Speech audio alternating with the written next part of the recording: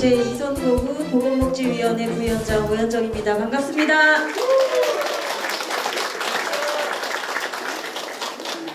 그러면 지금부터 1차 의료 활성화를 위한 재택의료의 효과적 추진 방안 마련 토론회를 시작하도록 하겠습니다. 먼저 보건복지위원회 위원장님이신 김혜련 의원님의 축사가 있겠습니다. 이 토론회를 위해서 봉양순 위원님께서 정말 큰 노력을 하시고 애써주셨습니다. 감사드리고, 그리고 또 우리 저희 위원회 전문위원실에서 토론회를 열릴 때마다 열의를 제치고 열심히 준비해 주셔서 우리 직원들에게 또 감사드립니다. 특별히 시민건강국의 우리 김유미 과장님께서 오늘 말제를 맡으셨는데 토론회를 위해서 또 많이 준비를 하셨고 또 수고해 주셨습니다. 진심으로 감사드립니다. 다른 나라에서는 그 지역사회의 1차 의료가 아마 활성화가 되어 있는 걸로 알고 있습니다. 근데 서울의 경우에는 1차 의료보다는 대형 병원을 선호하는 경우가 더 많아지고 있는데요. 얼마 전에 저희가 그 서울케어 건강돌봄 선포식을 했었습니다. 그래서 건강돌봄 집으로 갑니다. 집에서 그 등급에서 예외된 그런 분들이 또 돌봄을 잘 받을 수 있도록 새로운 체계를 마련하고 그러한 일들이 서울시에서 이제 시작이 됩니다. 오늘 그러한 시작되는 그런 시점에서 우리 아주 중대한 그런 정책 결정에 우리 봉양순 의원님이 큰 일을 내셨습니다. 다시 한번 박수 쳐드릴까요? 네, 감사드리고요. 이런 상황에서 우리 의료 서비스가 이제 활성화를 통해서 아주 정책 결과물로 잘 나오기를 이 토론회를 통해서 잘 나와 주리라고 또 생각이 되어지고, 그 토론회 결과물로 저희가 조례가 되고 또 그런 것들이 지역에서 활성화되어서 모든 시민들에게 좋은 영향을 주는 그런 일들이 잘 진행되리라고 봅니다.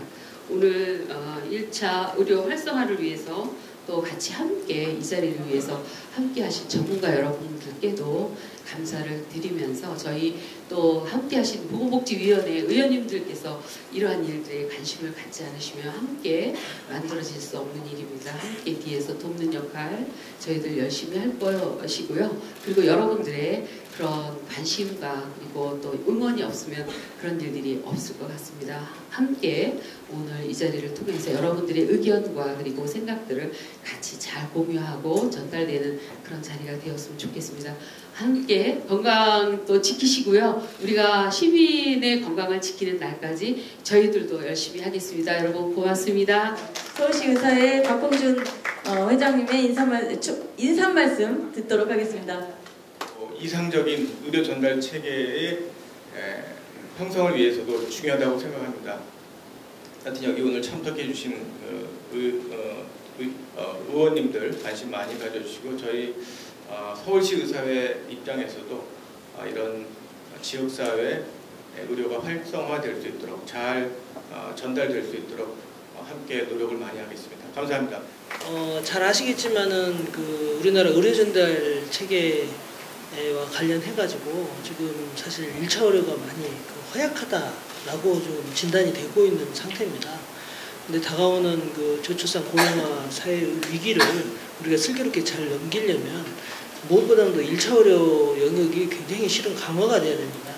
그런 과정에서 사실 그 지역 보건소나 이런 그 지역 그 복지 이런 연계 속에서 저희 그만하라고 예, 짧게 말씀드려야 되겠습니다. 그런 차원에서 그 여러 그 경과 분들하고도 또 여러 가지 그 병원하고도 사실 연계가 잘 돼야 되는데 하여튼 1차 의료 활성화라고 하는 이 키워드는 정말 우리가 소중하게 가지고 나가야 되는 이런 부분이고, 우리 서울시에서도 몇 년 전부터 이런 문제를 같이 고민하고 여러 가지 이제 정책 대안들을 만들고 있는데 아직도 사실 좀 미흡한 점이 많이 있습니다. 오늘 여러 그 전문가분들도 좋은 말씀 많이 주시고 의원님들이 또 좋은 말씀 주시면은 저희들이 잘 담아가지고 좀 촘촘한 정말 그 활성화된 1차 의료가 만들어질 수 있도록 저희 그 시민분들도 여러 가지 노력을 다하겠다는 말씀을 드리면서 인사 말씀 마치겠습니다. 감사합니다. 네, 1차 의료 활성화를 위한 서울형 재택의료 모형에 대해서 발표를 하도록 하겠습니다. 발표는 이제 기본적으로 지금 현재 행해지고 있는 제가 보건 의료 서비스 현황하고 문제점, 그리고 개선 방안, 그리고 지금 저희들이 이것을 기본으로 해서 시작되어졌던 서울케어 건강돌봄 사업을 말씀을 드리고, 그 확장판으로 저희들이 생각하고 있는 서울형 재택의료 모형안에 대해서 말씀을 드리고, 오늘 참석하신 여러분들의 좋은 의견을 듣도록 하겠습니다. 마지막에 그 환자분들이 손을 꼭 잡고 하시는 말씀이 종종 나 이제 집에 가고 싶다, 집에서 죽고 싶다, 그냥 집에 데려다오 하는 말씀을 많이 하고 계십니다. 지금 현재 그 부분에 관련되어서 어떻게 풀 것인가, 왜 그런 부분이 있는가 하는 그런 것들을 가지고서 지금 얘기를 시작할 생각입니다. 치료의 개념, 의료적인 개념을 넘어서서 이분들이 가지고 있는 일상생활을 제대로 할 수 있는가, 제대로 되어진 돌봄을 받을 수 있는가, 이런 것들이 다 포함되어진 욕구가 증가하고 있습니다. 그리고 또 하나가 뭐냐면 퇴원하고 난 다음에 지역에 나가게 되면은 다시 입원하는 경우가 많습니다. 이거를 이제 수치로서 좀 보여드리겠습니다. 2017년도에 요양병원에서 퇴원한 환자가 우리나라에 12만 명이 있답니다. 그런데 다시 재입원, 그에 다시 재입원한 환자가 지금 82%인 10만 명입니다. 그러니까 병원에 입원했다가 결국 지역사회에 나가서 지역의 돌봄이 되지 않음으로 인해서 다시 들어오는 경우가 이렇게 많다는 말씀이고요. 그 다음 이건 두 번째, 이것도 저희들이 많이 얘기합니다. 사회적 입원이라는 얘기 많이 들어보셨을 겁니다. 지금 앞부분에 있는 봄하고 겨울을 비교해보면은 봄보다는 겨울에 최소한 난방이라든지 먹을 것에 대한 걱정을 하지 않는 부분이기 때문에 의료급여 환자라든지 건강보험 환자 저소득층에 대해서는 요양병원에 입원을 하고 있습니다. 그러니까 지금 현재 이런 문제를 가지고 있는 상황에서요. 그래서 요양병원이나 요양시설에 가서 잘 이제 대우를 받고 돌봄이 되어지면 다행이지만, 지금 보시는 것처럼 이런 경우 저희들 뉴스에서 요즘 많이 접하고 있죠. 요양보호사가 환자를 폭행했다든지, 기자가 실질적으로 요양원에 가서 지내봤더니 정말 숨이 멈춰야지 해방될 수 있겠구나 하는 그런 생각을 했다고 합니다. 그리고 일본에서도 저희들보다 오래전부터 해왔던 이제 커뮤니티 케어라든지 지역 돌봄을 해왔던 일본에서도 노인 학대가 사상 최대라고 합니다. 결국 이 부분에 대해서 저는 그렇게 말씀을 드리고 싶습니다. 이제 우리 어르신들, 우리 부모님들, 그리고 앞으로 우리가 이제 살아가고 그 다음 숨을 거두고 해야 되는 곳은 지역사회라는 부분을 말씀드리고 싶고, 그 부분에 대해서 지역사회에서 우리가 건강돌봄을 하기 위해서 어떤 일을 해야 되는가에 대한 부분을 발표드리도록 하겠습니다. 말씀드린 것처럼 이제 급속한 고령화하고, 그렇기 때문에 이제 많은 사람들이, 노인들이 거주하던 집에서 살기를 원하고, 암이 있는 환자, 호스피스 환자들에 대해서도 57.6%에서는 재가에서 서비스를 받으면서 집에서 살고 싶다고 얘기를 하고 있습니다. 아래쪽에 그림을 보면은 지금 이제 고령화 지수인데요. 2005년도에는 유소년이 100이라고 한다면은 노인 인구가, 고령 인구 자체가 48%를 차지했는데, 지금 현재 최근에는 유소년이 100이라고 했을 때 노인 고령 인구 자체가 107, 그 이상을 넘어가고 있는 상황입니다. 그렇기 때문에 이 돌봄에 대해서 더 이상 이제 자식들한테 뭔가를 바랄 수 있는 상황이 아니라는 것을 말씀드리고 싶습니다. 그리고 지금까지 많은 사업들을 저희들이 해왔지만, 방문보건 사업이라든지 지역에서 건강관리 사업을 하고 있지만, 이 부분 자체가 실질적으로 포괄적인 연계라든지 이런 것들이 안 되어져서 결국 건강돌봄 서비스가 부족하다는 얘기가 지금까지 계속 나오고 있고요. 특히 이 밑에 거를 보시면은 퇴원하고 난 다음 지역사회로 복귀했을 때 아까 말씀드렸듯이 다시 병원으로 가는, 퇴원한 환자가 병원에서 관리가 되지 않음으로, 지역사회에서 관리가 되지 않음으로 인해 가지고 다시 입원을 하는데, 이 사람들을 저희들이 좀 들여다봤더니 지금 현재 의료급여 수급자라든지 아니면 취약계층에서 당뇨병을 앓고 있는 사람들, 이런 사람들에 대해서 이런 사람들이 다시 재입원하는 경우가 더 많은 상태이고요. 오늘은 그래서 이걸 가지고서 여러분들과 같이 얘기를 나누도록 하겠습니다.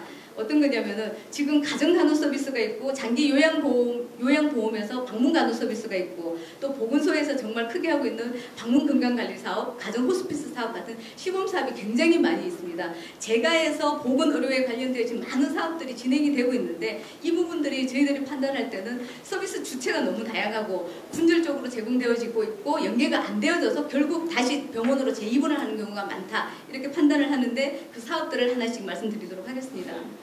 가정간호 서비스입니다. 보시다시피 이제 이런 식으로 진행이 되고 있는데 가정 전문 간호사가 병원하고 연계해가지고 이제 집으로 찾아가서 제공하는 서비스이고 그 대상자가 보통은 이제 조기 퇴원 환자라든지 이제 암이라든지 뇌혈관 질환을 가진 사람들에 대해서 다음과 같이 기본 간호라든지 뭐 이제 코에 우리가 보통 얘기하는 소변줄, 콧줄 뭐 이런 것들에 대한 관리 그리고 욕창에 대한 관리 이런 것들을 제공을 하고 있는 가정간호 서비스입니다.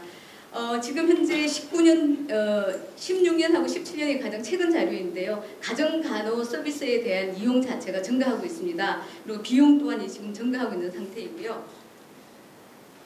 그리고 이거는 이제 좀 오래된 자료밖에 없어서 가지고 왔는데 실질적으로 가정간호를 받는 사람들의 많은 사람들 자체는 이제 병 자체가 다빈도로 가지고 있고 특히 뇌신경, 뇌혈관 질환을 많이 가지고 있고 치매를 많이 가지고 있었는데 최근 들어서는 암상병을 가진 사람들이 차지하는 가정간호 서비스를 차지하는 비율이 높아지고 있고요. 그리고 남성에 비해서 여성이 많고 60세 이상이 70%를 차지하고 있었습니다. 서울대학병원에서 가정간호를 지금 제공하고 있는 부분을 이제 말씀을 드리면은 주된 이제 질환 분은 이런 식을 가지고 있고 첫 방문하고 이제 정기 방문했을 때의 시간이고요. 그렇지만 지금까지 말씀드렸던 가정간호 서비스에 관련되어져서는 이제 실질적으로 이런 문제점이 있다고 계속 지적을 하고 있습니다. 이 가정간호 서비스는 환자가 가지고 있는 처치 위주로 제한적으로 의료 행위를 하고 이걸 포괄적으로 이 환자가 이제 그러니까 3개월, 6개월 아니면 1년 동안 어떤 식으로 케어를 해야 된다는 플랜을 수립을 해서 제공되어지는 서비스가 거의 부재한 상태이고 특히 진단한 의사하고 현장의 간호사하고 이원화되어져 있어서 환자의 불편감이 크다 하는 것이 이제 문제점으로 나오고 있고요. 노인장기 요양 서비스입니다.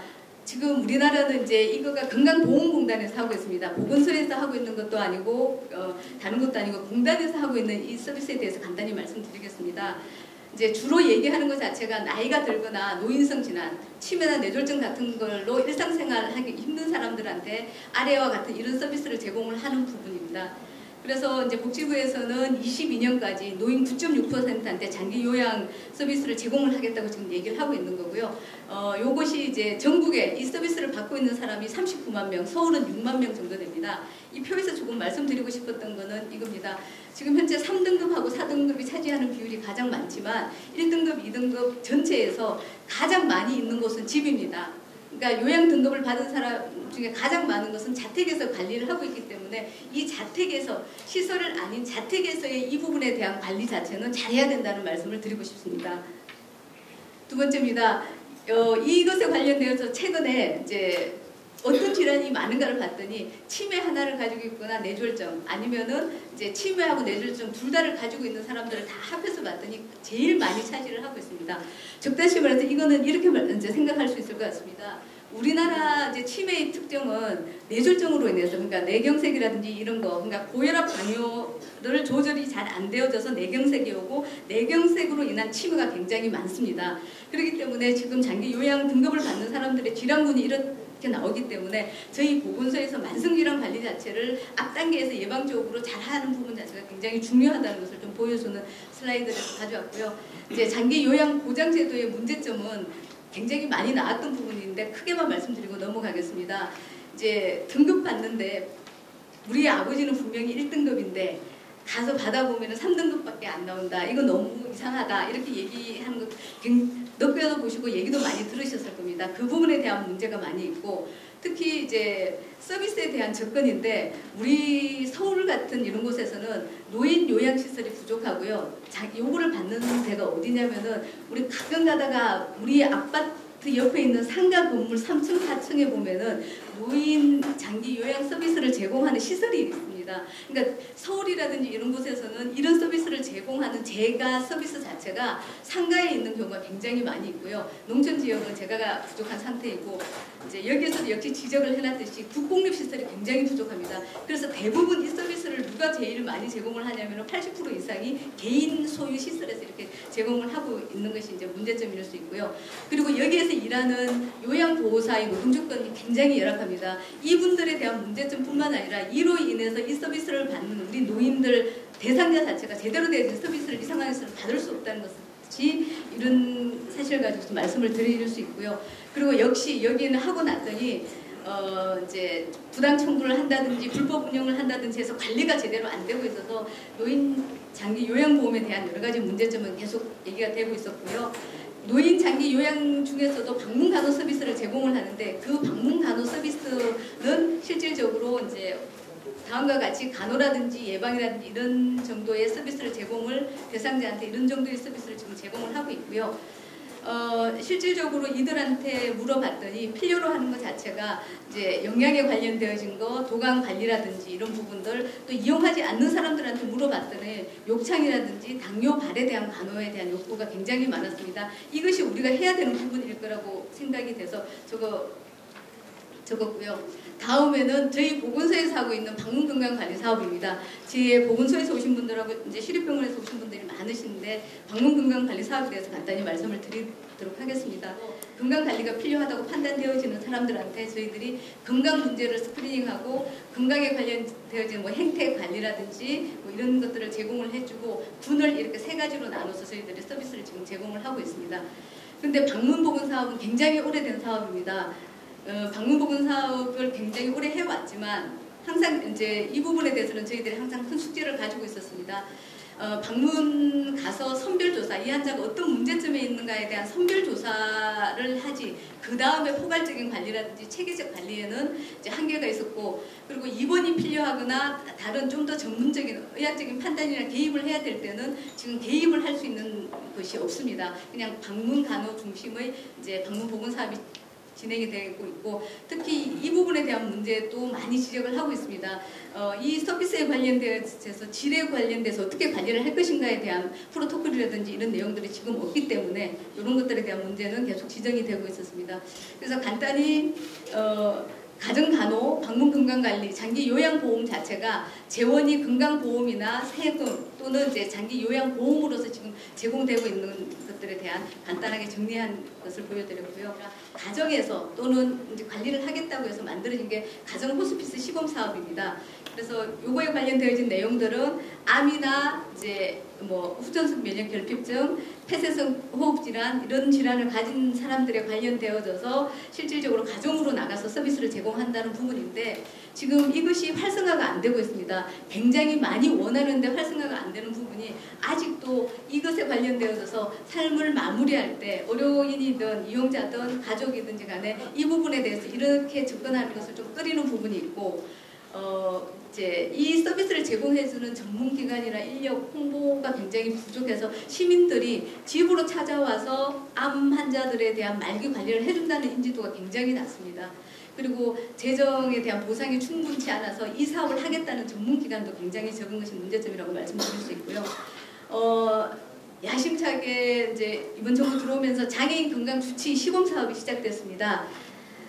저희 이제 그 서울의료원하고 그다음 보라매 병원에서 장애인 건강 주치 시범 사업은 아니지만 장애인 건강 관리 사업에 지금 관련해서 사업을 진행을 하고 있는데요. 1급에서 3급에 관련되어진 이제 중증 장애인에 대한 건강 관리를 해주는 사업입니다.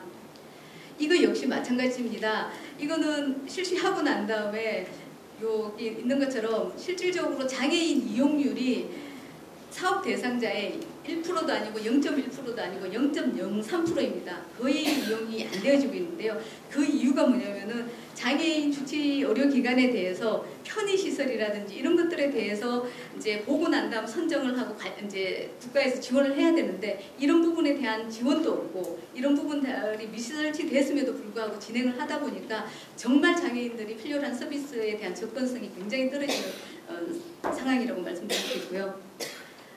이게 가장 따끈따끈한 올해 1월달부터 시작하는 중증 소아 환자 중에서 대책의료 시범 사업입니다. 여기는 이제 보시다시피 아주 좀 심한 환자들에 대해서 의사, 간호사, 그 다음에 필요로 한 재활치료사가 나가서 하는 거고 대학병원급인 2곳에서 시범 사업을 지금 진행을 하고 있는 사업입니다. 네, 그럼에도 불구하고 우리나라에서 하고 있는 시범 사업을 좀 말씀을 드렸고요. 지금 현재 일본 사례하고 이제 또 문헌고찰했던 것을 간단히 말씀드리도록 하겠습니다. 일본에서는 지금 현재 옛날에는 시설 입소 굉장히 많이 했는데 고령자 대책으로 이제 가정에서 돌봄으로 바뀌면서 재택 서비스가 확장됐고 이것에 대해서 94년도에 요양급여가 인정이 된 상태입니다. 일본의 재택 의료는 굉장히 체계적입니다. 이제 병원에서 입원하고 있다가 그 다음에 지역으로 나오는 지역에서 의료 서비스를 제공해주는 재택의료기관하고 연결하는 요 서비스를 제공하는 것도 재택의료에 포함되어져 있고요. 일상 요양 지원이라든지 긴급할 때 너무너무 안 좋으니까 와주십시오 하는 왕진 서비스라든지 응급 서비스까지 제공하고 있고 임종 시의 돌봄 이런 것까지 재택의료에 포함되어 있어서 아주 포괄적으로 진행을 하고 있습니다. 실질적으로 왕진이라든지 뭐 이런 이제 방문 진료 이런 것들에 관련된 서비스를 제공을 하고 있고 이제 혹시 왕진하고 방문 진료를 말씀을 하실 텐데 왕진은 급할 때 한번 저희들이 나가는 것을 왕진으로 봐주시면 좋을 것 같고요. 부정기적으로 방문하는 거고 방문 진료라고 하는 것 자체는 방문 계획을 세워가지고 정기적으로 나가는 것을 방문 진료라고 얘기를 하고요. 요걸 다 합해서 저희들이 재택의료 서비스 안에 포함되어진다고 말을 하고 있습니다.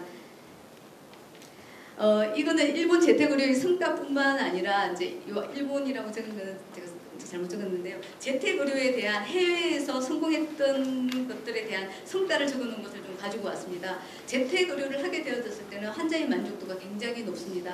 그리고 치료에 있어서 어떤 치료, 병원의 치료이든 아니면 지역에서의 치료이든 제일 중요한 거는 환자하고 의사의 랍도가 굉장히 중요한데 재택의료를 통해 가지고 이 핵심 요소에 대한 만족도, 이 관계가 굉장히 잘 만들어졌다고, 형성이 잘 됐다고 하는 것이 재택의료의 하나의 성과라고 말씀을 드릴 수 있고 불필요한 입원이라든지 응급실에 간다든지 이런 것들에 대한 부분도 감소됐고 장애라든지 무기약지도 이런 부분에 대해서도 긍정적으로 성과가 나타났습니다. 우리나라 재택의료에 관련되어져서는 말씀드릴 수 있는 거가 저희들이 얘기하는 이제 장기 요양 수급자에 대한 이제 제가 서비스를 가지고서 말씀을 드릴 건데요. 이용자가 계속적으로 증가하고 있다 이렇게 말씀을 드리고, 근데 이 부분이 아마 이제 지금 말씀드리는 슬라이드 한 2개, 3개가 아주 극한 부분일 것 같은데요. 우리나라 재택의료는 이제 재택의료 할 때 의사 서비스하고 간호사 서비스로 구분되는데 앞부분에 말씀드렸듯이 우리나라 재택의료 서비스는 대체적으로 간호 서비스를 좀 이렇게 활성화하는 것 형태로 지금까지 진행이 되어 왔고 이제 방문해서 의사가 하는 서비스는 거의 활성화가 되지 못했던 상황입니다.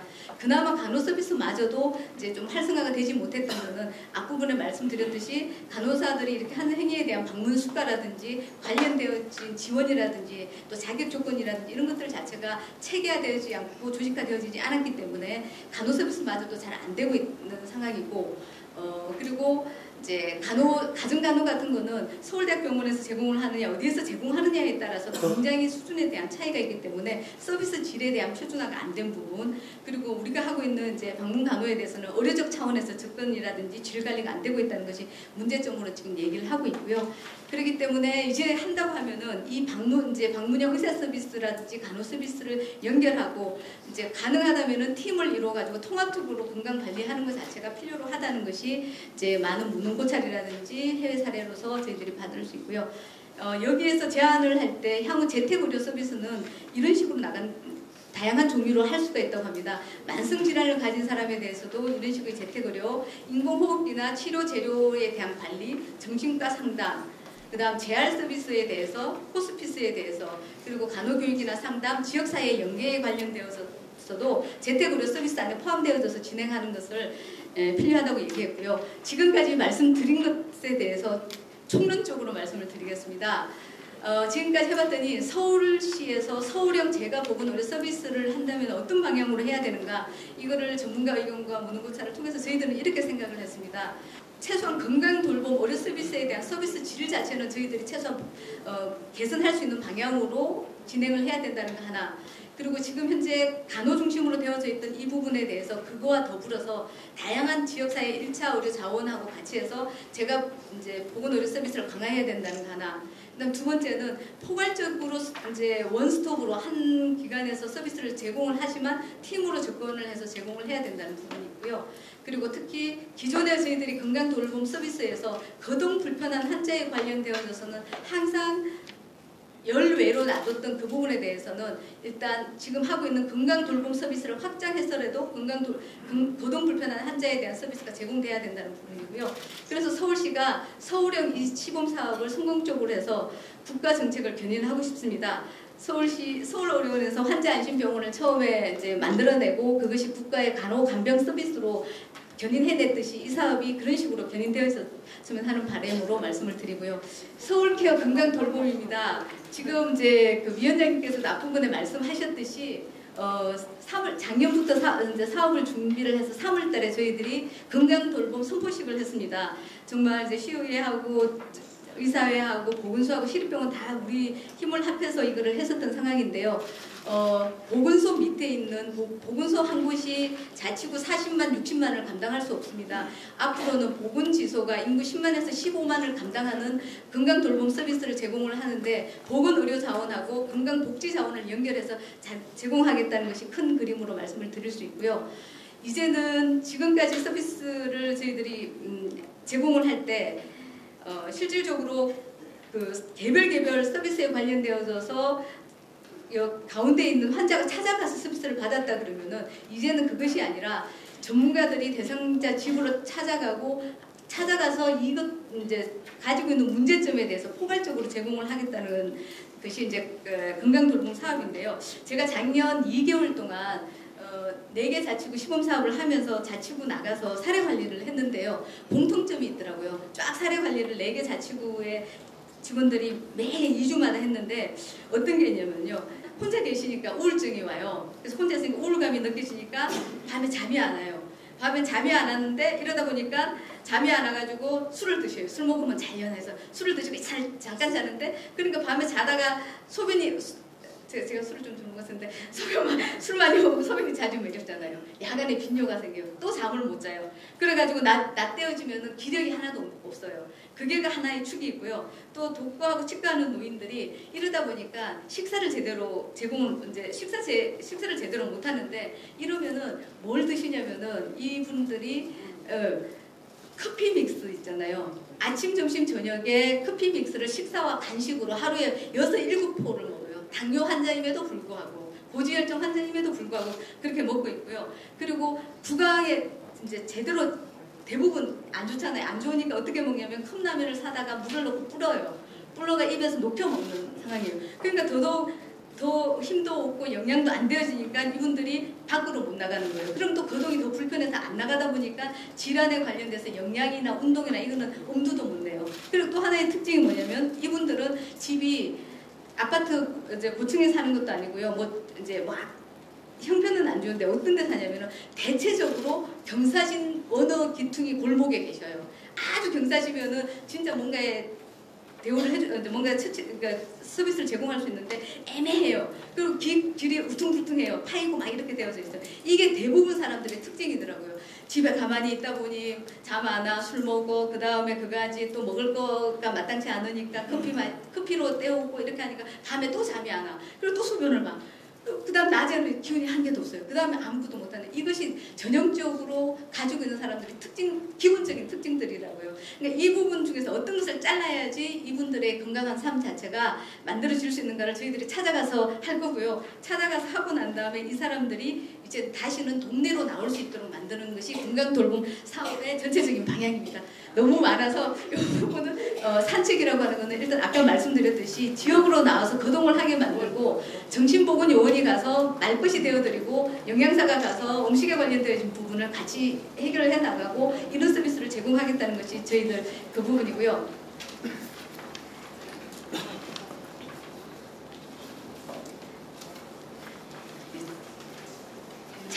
제일 중요한 재택의료에 관련되어져서 이 부분을 듣고 싶으셨을 건데요. 말씀드리겠습니다. 재택의료, 서울형 재택의료 모형은 저희들이 이렇게 만들어 봤습니다. 재택의료라고 하는 것은 집으로 찾아가서 제공하는 서비스가 주가 되어진다는 부분이고요. 그리고 저희들이 이거를 이렇게 나눠서 생각합니다. 일상생활 불가능한데 기능 자체가 100% 침상에 있어야 되는지 아니면 침상 외에 도움이 필요한지 일상생활은 가능한데 일부 도움이 필요한 사람에 대해서 질병 상태가 급성인지 만성인지 제공 방식에 따라서 서비스를 제공할 생각이고요. 이 부분은 아까 이제 얘기했던 거고 그래서 저희들은 이제 이 부분에 대해서 이렇게 제공을 하려고 합니다. 지역사회 내 1차 의료기관 참여 등을 통해서 재가에서 보건의료 서비스의 질에 대해서 저희들이 확대를 해나가고 만성질환의 단순한 관리를 넘어서서 서비스 범위나 대상자를 확대해 나가고 이제 성공적인 모형을 만들어 나가겠다는 얘기고요. 이 부분에 대해서 오늘 아마 말씀을 많이 주실 것 같은데요. 저희들은 건강돌봄 등록자라든지 개인 의원에서 환자를 보고 있다가 이 환자가 갑자기 안 나온다 해서 전화를 저희들한테 주시면은 건강돌봄팀이 가서 이 환자가 다리에 골절이 있거나 움직이지 못한다면 이 서비스에 포함시키려고 합니다. 그런 대상자도 포함시키고 거동 불편한 사람을 중심으로 저희들이 서비스를 이런 것들을 제공을 할 생각이고요. 일단 건강돌봄하고 같이 3개월을 실시를 하고 필요로 하다면은 3개월 더 연장을 하고 연간 10회 이내로 하지만 더 필요로 하다면은 보건소하고 같이 협의를 해서 추가 서비스를 제공할 생각입니다. 제일 중요한 거는 이 사람이 3개월, 6개월, 1년 동안에 어떤 식으로 케어를 받아야 되는지 플랜을 짜고 이 부분에 대해서 저희들이 제공을 할 거고요. 여기 이제 수가에 관련되어진 부분은 이제 의사회하고도 의견을 좀 많이 나눴고 자료를 많이 검토를 했을 때 장애인 치과 주치 사업이라든지 여러 사업들을 해서 조금 합의가 되어진 부분이 수가가 이 정도가 되고요. 진행 절차는 다음과 같습니다. 그렇지만 이 오늘 토론에서 좋은 의견을 받아서 저희들이 이제 사업을 진행을 하더라도 지금 이 부분에 대해서 표준 매뉴얼을 좀 더 보강을 해야 되고 전산 시스템도 마련이 됐는데 연동할 수 있는 부분, 그다음 이런 것들을 저희들이 챙겨 나갈 거고요. 특히 저희들이 보건소에 있는 구급차를 활용해서 거동 불능 환자에 대한 이송에 대한 부분은 저희들이 확실히 책임을 지겠다는 것이 이제 좀 말씀드릴 수 있는 부분이고, 향후 이제 협의체를 구성을 한다든지 또 정말 중요한 부분 말씀 꼭 드리고 싶어서 그랬는데요. 이제 조례 제정을 통해 가지고 이 사업이 안정적이고 지속적으로 추진하기 위해서 인력과 예산이 필요한데 이 근거를 오늘 위원님들께 부탁드리면서 이것이 잘 진행됐으면 좋겠습니다. 그리고 향후 이 부분에 대해서 6월 달에 저희들이 자치구를 공모하고 사업을 본격적으로는 8월 달부터 진행하도록 하겠습니다. 이상입니다. 감사합니다. 좀 전에 소개해드린 우리 가정의학과 교수님이신 조비룡 교수님을 모시고 토론자로 먼저 듣도록 하겠습니다. 교수님 부탁드리겠습니다. 예, 먼저 오늘 좋은 발제 정말 감사드립니다. 이제 요즘 이 화두가 실제로 이제 에이징 인 플레이스라고 하는데 나이가 들면 예전에 저희들 고려장 이런 것처럼 나이가 들면 어느 시설로 옮겨서 이제 꼭 동물 키우듯이 이렇게 사육당하다가 돌아가는 것이 아니라 어떤 인격을 가진 인간으로서 디그니티를 가지면서 존엄성을 가지면서 자기가 아주 친숙한 곳에서 노화를 이제 할 수 있도록 하는 것이 최근의 추세인데 부모님을 잘 못 찾아뵙습니다. 그래서 부모님한테는 제가 있는지 없는지 모르는 그런 자식인데 얼마 전에 저희 어머님이 한번 낙상을 하셨어요. 그래서 이 낙상을 하니까 어머님이 거동이 불편하시니까 병원에도 잘 못 가시고 정말 힘든 때가 한때 있었습니다. 그래서 그때 이제 저랑 저 동생이랑 매일 번갈아 가면서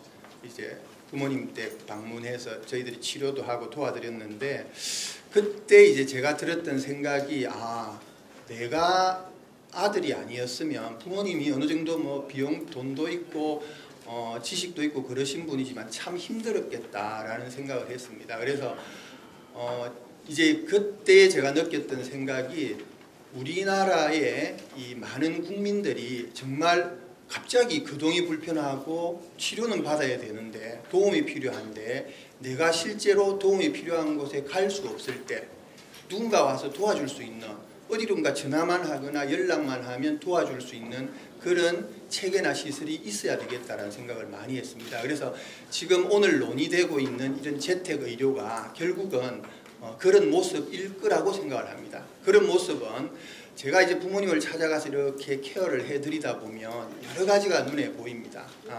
제가 만약에 근성으로 가서 약만 드리고 이렇게 치료를 할 수도 있고요. 정말 빨리 우리 어머님이 치료해서 거동이 돌아올 수 있도록 하려고 하다 보면 생각보다 훨씬 더 많은 노력과 시간이 들어갑니다. 근데 이게 겉으로 보기에는 차이가 없다라는 거죠. 그래서 우리가 이런 재택의료를 제공해야 되는 그러한 제공자들이 정말 진심으로 도와줘야 될 그 대상자들에게 제대로 이 사람을 빨리 원상복귀시키려면 우리가 일상적으로 프로토콜에 있는 것보다는 훨씬 더 많은 시간과 노력이 들 수밖에 없습니다. 그래서 이런 제공자들이 정말 신뢰가고 믿음이 가고 그런 사람일 수 있도록 체계가 그렇게 작동이 돼야 되지 않겠느냐. 그냥 단순히 방문하고 뭔가 프로토콜대로 하고 이것 이상의 뭔가가 있다. 그런 모티베이션을 어떻게 우리가 잘 이 체계 안에 녹아 들어가게 해야 될지가 중요하다라는 생각을 해봤습니다. 제가 이번에 그 발제 내용을 보면서 느꼈던 가장 큰 좋은 점은 의료와 아까 그 돌봄 케어 두 가지를 합치겠다라고 해주셨는데 이런 의료와 복지 또는 비의료 서비스의 코디네이션을 하려는 의지가 굉장히 크다라는 것에 저는 굉장히 고무적인 느낌을 받았습니다. 왜냐하면 뭐 다들 아시겠지만 우리가 이게 병원에 가서 의사 약만 받는다고 치료가 되는 게 아니잖아요. 잘 먹어야 되고 잠도 자야 되고 이런 부분들이 있는데 이 두 가지가 꼭 같이 필요하거든요. 의료 서비스가 많이 필요한 사람들은 복지 서비스가 돌봄 케어가 많이 필요할 수밖에 없습니다. 돌봄 케어가 필요한 사람한테 돌봄을 안 해주면 곧 의료 서비스를 많이 요구하는 사람이 되는 거거든요.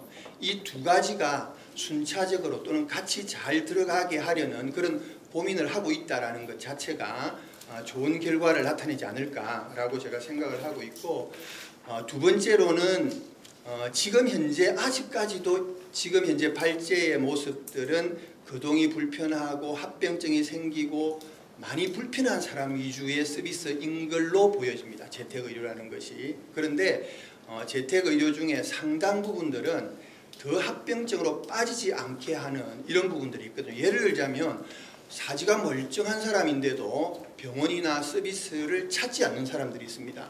이런 사람들을 찾아가는 서비스도 필요한 거거든요. 그래서 이런 것들을 포함해서 우리가 앞으로는 현재는 우리의 리소스가 적으니까 어쩔 수 없겠지만 앞으로 저희들의 목표는 이러한 서비스를 조기에 미리 발견해서 잘 제공함으로써 정말 큰 서비스가 필요한 사람으로 진행되지 않도록 막아주는 이런 서비스에 대해서도 신경을 써야 되겠다. 그래서 흔히 우리가 예방 서비스라고 이야기하는데 이런 부분들을 등한시할 것이 아니라 이런 부분들에 대해서 지금 우리 국민들이 원하는 것들이 그런 서비스가 많기 때문에 꼭 생각을 해야 되겠다라는 것이고, 지금 이제 재택의료라는 것이 많은 전문가들이 이야기를 하지만 우리나라에서 제대로 해본 적이 없습니다. 그래서 국민들이 요구하는 바라든지 아니면 이런 부분들이 정말 다양할 걸로 생각을 하거든요. 그래서 아마도 저희 의료뿐만 아니라 복지 분야에서도 물론 지금 뭐 방문 간호나 몇 가지 경험은 있지만 이렇게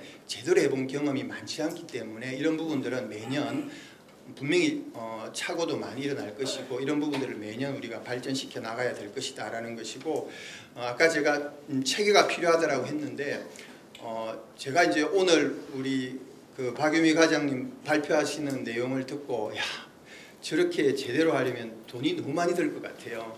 그래서 이 돈을 누가 부담을 할까?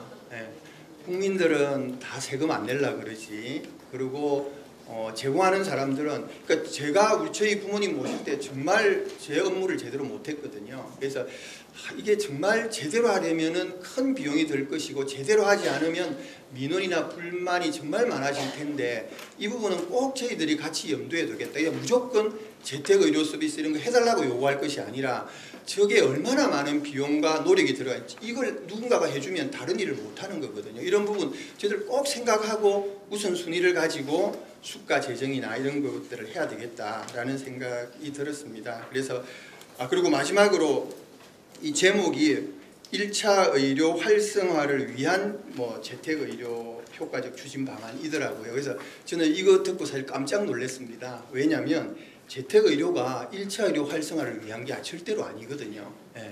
재택의료가 제대로 되려면 1차 의료가 활성화돼야 되는 것입니다. 그래서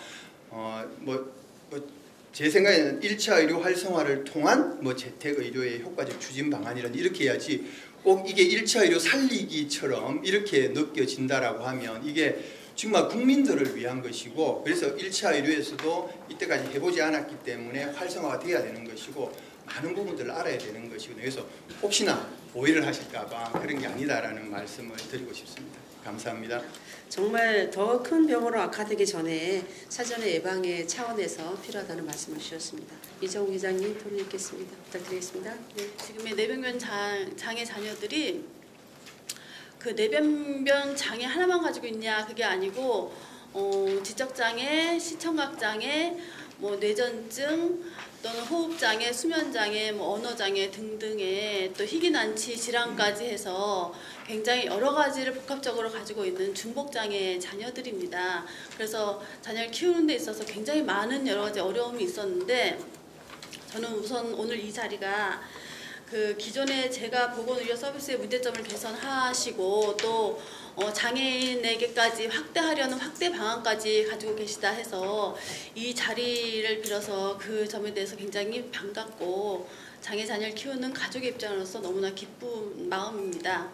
그래서 장애 특성상 점점 우리 아이들이 뭐 치료를 하면서도 호전이 되는 게 아니고 성장할수록 사실은 근골격계의 변형과 또는 뇌전증, 석션, 뭐 경관 협식 등의 복합 질환으로 인해서 아주 큰 어려움을 마주하면서 살아갑니다.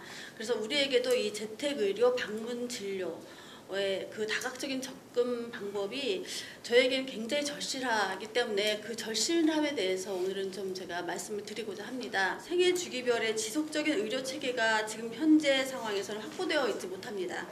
그래서 흔히 재활 난민이라고 들어보셨겠지만 그 전국구가 다 서울 중앙으로 모여들고 있습니다. 그래서 서울에 집중되어서 재활 치료에 목매고 있는 실정이고 이게 지금 소화기에만 사실은 국한되어져 있습니다. 청소년기 이후에는 그 남아있는 생애가 이 치료나 의료적인 서비스가 텅 비어있는 상황입니다. 텅 비어있다고 해도 과언이 아니고요. 특히 내성마비 등의 장애인 성인기 재활치료 시스템은 지금 현재 전무합니다. 그래서 소화기에 열심히 치료하다가도 청소년기 이상에서는 거기서 딱 스톱이 돼서 오히려 굉장한 퇴행을 지금 겪고 있는 상황입니다. 지금 현재는 뭐 그저 병원의 일반적인 통증 관리 정도에 머물러 있는 상황이고요. 그래서 성인기의 장애 자녀들은 척추 측만, 고관절 탈구, 뭐 근력의 쇠퇴 등 이게 급속히 진행되어서 그 보톡스 주사를 맞는다든가 그래서 뭐 근력 그 강직을 조금 풀어준다든가 그리고 그 강직이 너무 심해지면 나중에는 척추 측만이나 고관절 탈구 이런 걸로 그 2차, 3차의 정형외과적인 대수술을 해야만 합니다.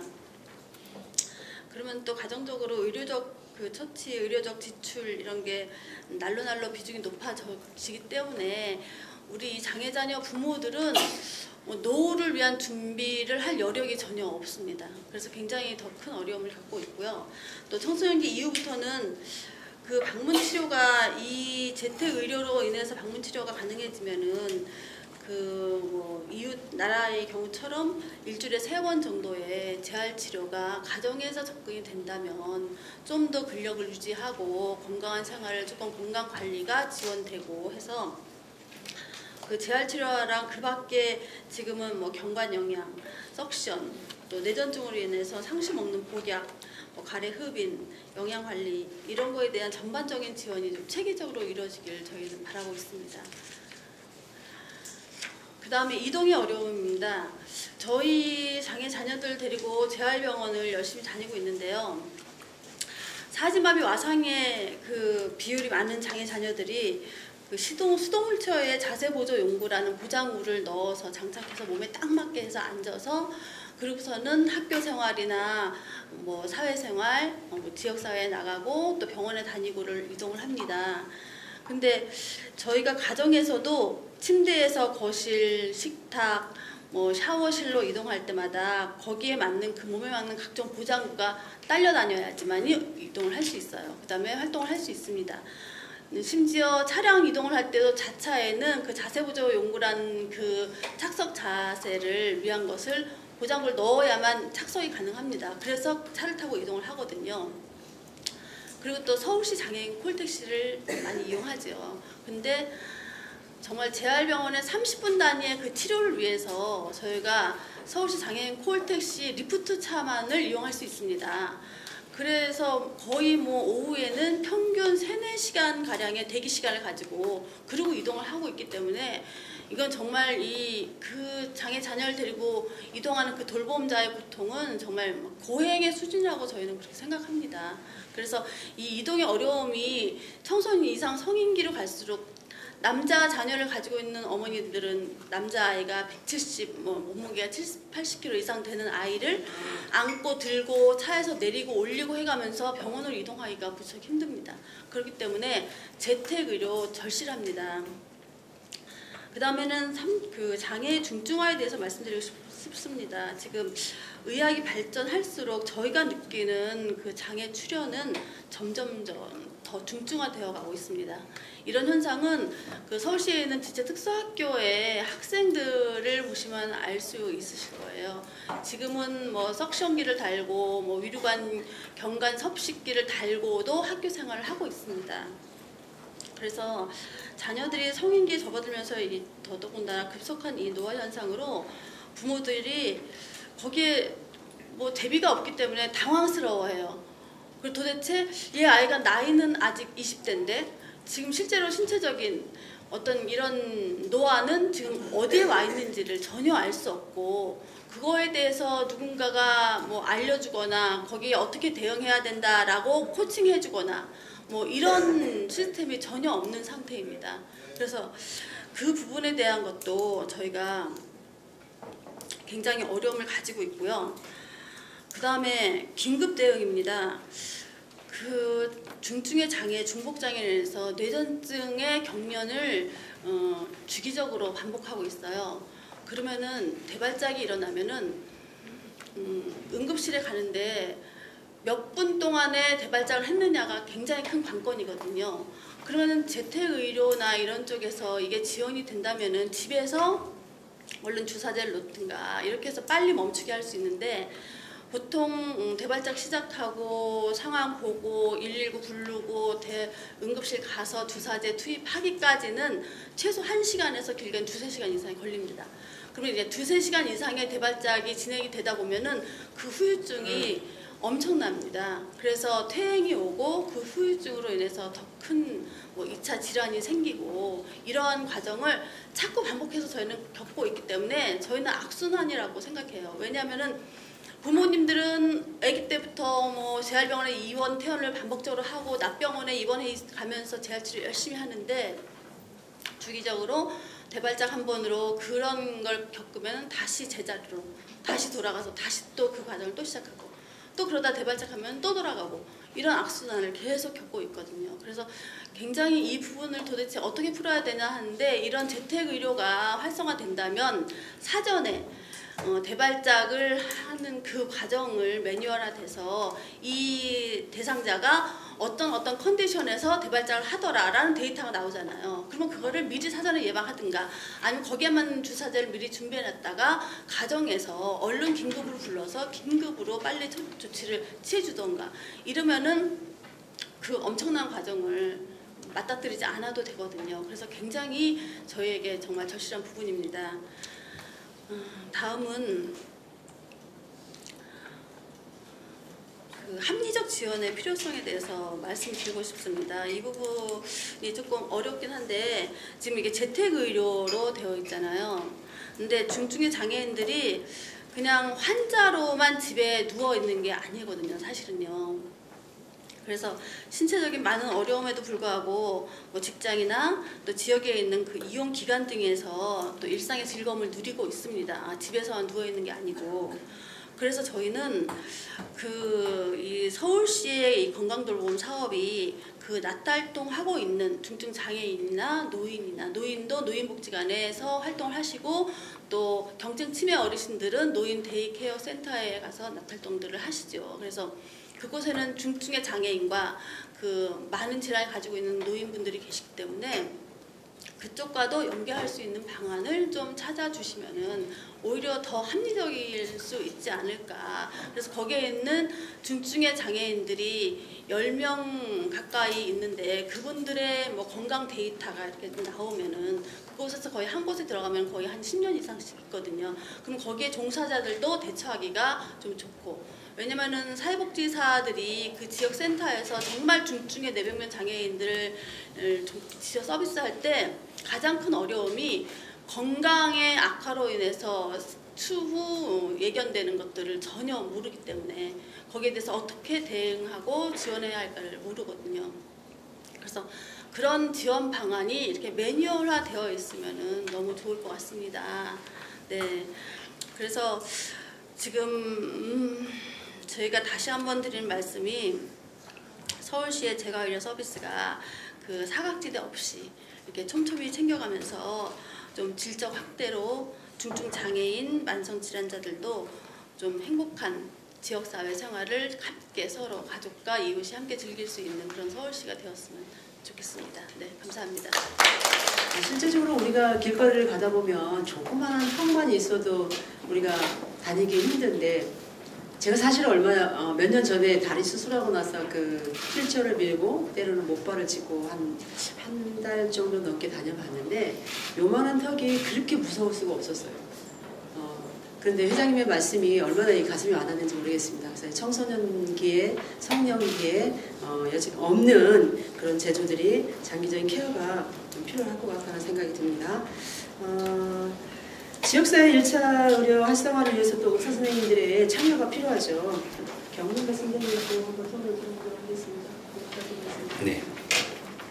해외 선진국들은 이미 이 커뮤니티 케어라는 이런 거시적인 관점에서 환자분들, 가정에서 케어할 수 있는 환자분들에 대한 또 다양한 그런 어떤 복지와 보건이 결합되는 그런 이 사업들이 이미 많이 정착이 돼 있고요. 이제 우리나라가 이렇게 급격하게 고령 사회로 지내오면서 사실 지금 이렇게 어떤 커뮤니티 케어 관련된 그런 내용들이 이제 각 지자체 중심으로 이렇게 또 여러 가지 사업들이 이제 시작되고 있는 것 같습니다. 뭐 커뮤니티 케어는 다양한 어떤 더 큰 거시적인 관점을 본다면 그 중에 한 축이 이제 재택 의료라는 부분이 될 것이고요. 이 재택 의료는 어떻게 보면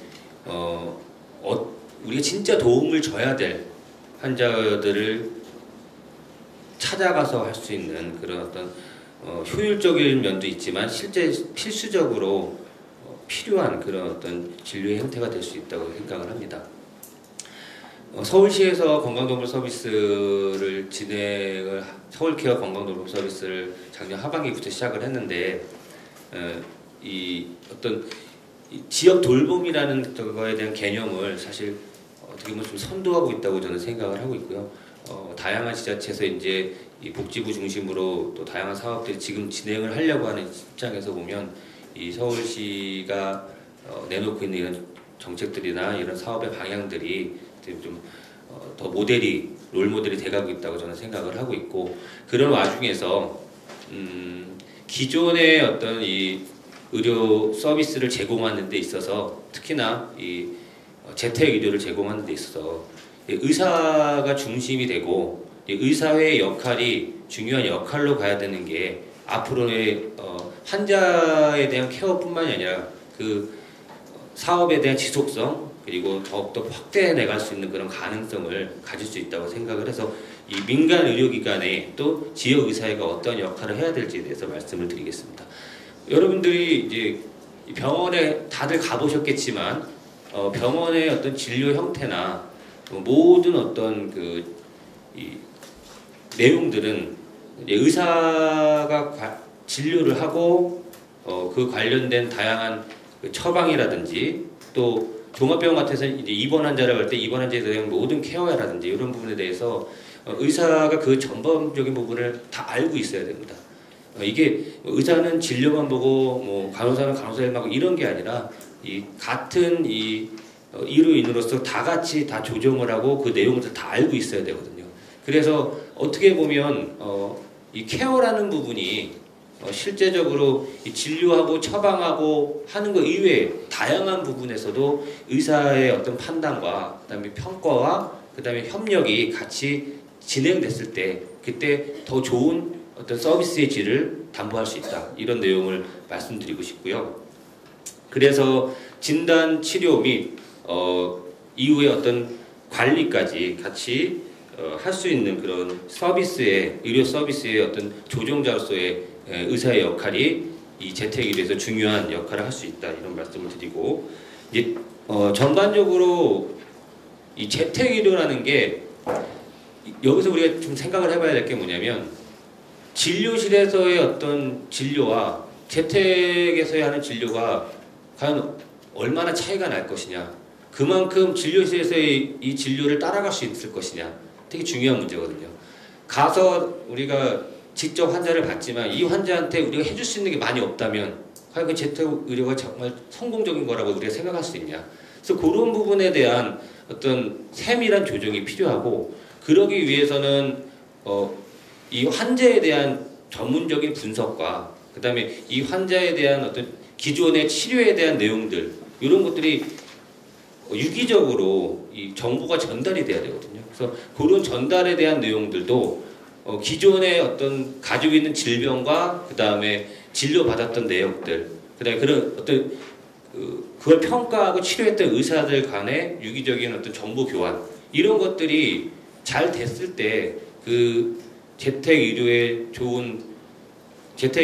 그 질을 높일 수 있는 그런 하나의 방법이 될 수 있습니다. 그래서 지역 의사회가 이 재택의료를 하는 데 있어서 그 중심에 서가지고 그 지역에 있는 환자들의 내용을, 환자들에 대한 진료를 그 지역 의사회가 포괄적으로 관리하고 지역 의사들끼리 서로 정보를 교환할 수 있고 그 치료에 대한 부분들도 서로 같이 조정할 수 있는 그런 어떤 유기적인 관계가 충분히 이루어지면 아주 좋은 형태의 모델이 될 수 있을 거다, 이렇게 말씀을 드리고 싶습니다.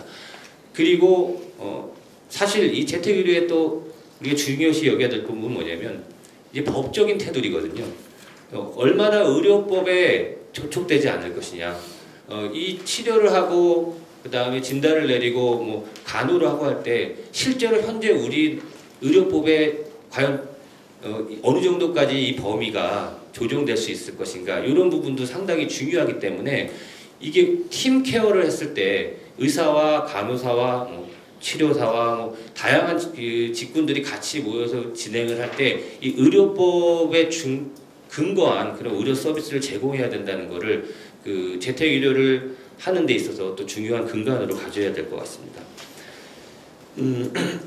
자, 민간 의료기관이, 즉 의사들이 이 재택의료에 잘 참여하기 위해서는 여러 가지 방법이 저는 있을 거라 생각을 합니다. 물론 의사들 자체도, 그 의사회 자체도 지역 의사에서 다양한 역할을 해왔고, 그리고 내가 동네 의사로서 내 환자들을 잘 케어해주고 내 환자 중에서 더욱더 재택의료를 받아야 될 그런 사람들을, 환자분들을 찾아내고 그 환자들한테 더 좋은 서비스를 제공할 수 있다면 되게 중요하고 그게 사명감이고 되게 큰 보람이 될 거라고 생각을 합니다. 그래서 이 재택의료를 진행하는 데 있어서 이 대상군을 어떻게 선정하느냐가 저는 되게 중요하다고 생각을 하거든요. 아까 이제 박유미 과장님 말씀하셨던 것 중에서 사실은 이제 독거노인들 아니면 내가 다양한 정신적인 질환이 있어서 병원을 내가 방문하고 싶지가 않은 겁니다. 그러니까 그렇게 내가 스스로 사회적으로 격리돼 있다든지 아니면 재정적인 지원을 받지 못해서, 아니면 가족의 어떤 돌봄을 받지 못해서 다양한 이유들이 있을 건데, 그런 이유들에서 과연 꼭 필요한 대상군들을 어떻게 찾아내는가에 대한 부분들, 그래서 그분들을 그러니까 어떤 우선순위를 정할까, 이런 것들을 좀 더 깊이 생각을 해봐야 될 것 같습니다. 재택의료는 방문진료랑 왕지를 같이 포함하는 그런 의료 내용인데요. 방문진료는 환자에 대해서 미리 이제 그 환자에 대한 평가를 통해서 계획을 세워서 이 환자를 케어하는 거라면, 왕지는 환자가 요구를 해서 와줬으면 해서 와서 치료를 하는 겁니다. 사실 두 가지를 같이 갖고 가는 거는 처음에 조금 어려울 수 있다고 저는 생각합니다. 어떻게 보면 필수적으로는 방문 진료가 더 중요한 케어의 핵심이 돼야 된다고 처음 생각을 하고요. 일단 이 재택의료가 진행되고 있는 과정에서는, 그래서 실제로 필요한 환자들한테 먼저 제공을 할 수 있는 프로세스를 만들고, 그 다음에 왕진의 개념은 좀 더 이게 다양한 어떤 법적인 문제들도 분명히 존재할 수가 있고, 환자가 내가 원해서 불렀는데 뭔가 상황에 맞아서 가지 못했을 경우라든지, 또 갔는데 그 어떤 의료의 질이 별로 좋지가 않아서 환자가 불만을 갖는다든지, 다양한 부분에 대해서 이 법적인 이 테두리에 벗어나게끔 되는 경우들이 많이 있을 수 있어서 그런 부분들은 차근차근 좀 진행해가는 게 중요할 것 같습니다. 그래서 오히려 진짜 필요한 환자를 우리가 계획해서 찾아가는 부분을 먼저 선도해 나가는 게 저는 더 중요하다고 생각을 하고요. 그리고 이제 재정적인 부분입니다. 재정적인 부분은 현실적인 어떤 수가를 공급해 주는 것도 중요하고 현재 건강보험으로서 이 재택의료가 발전해 나갔을 때 사실 건강보험으로서 해결해낼 수 있는 게 한계가 있을 거라고 생각해서 전체적으로 어떤 재정의 확충이라든지 그 다음에 의사들이 방문을 해서 하는 진료에 대해서 이 종합적으로 방문 진료 그 다음에 또 의학적인 종합 관리료라든지 상담 평가에 대한 케어라든지 그 다음에 뭐 교통이라든지 그런 어떤 전반적인 부분들이 항시 고려가 돼서 진행을 해줘야 될 것 같고요. 특히나 외곽의 이 재택의료는 여러 가지 처치의 종류들이 다르고 환자한테 제공돼야 될 그런 처치가 매우 다릅니다. 여러 가지 종류들이. 그리고 그 처치에 대한 어떤 비용에 대한 부분이라든지 수가에 대한 부분이 다르기 때문에 이 처치에 대한 그런 종류와 소요 시간에 따른 그런 차등 수가를 적용하는 것도 앞으로 좀 더 고민해 봐야 될 그런 부분이라고 생각을 하고요. 그리고 이제 팀 케어를 하다 보면 우리가 생길 수 있는 게 뭐냐면 아까 조민영 교수님께서 말씀하셨던 것처럼 많은 돈이 들 수밖에 없을 거다.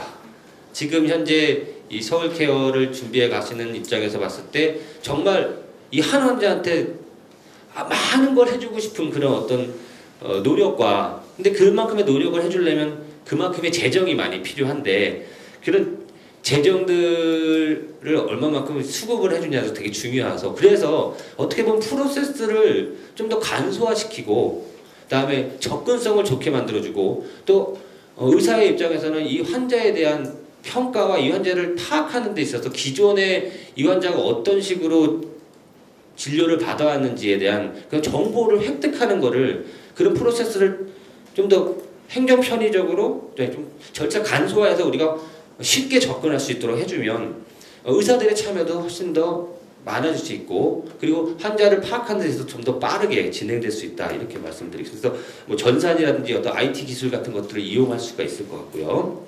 마지막으로 어떤 향후 이 재택의료 사업에 대한 발전에 대해서 말씀을 드리면 민간 의료기관과 그 다음에 보건소와 사실 연계가 된 어떤 협력이 되게 중요하다고 저는 생각을 합니다.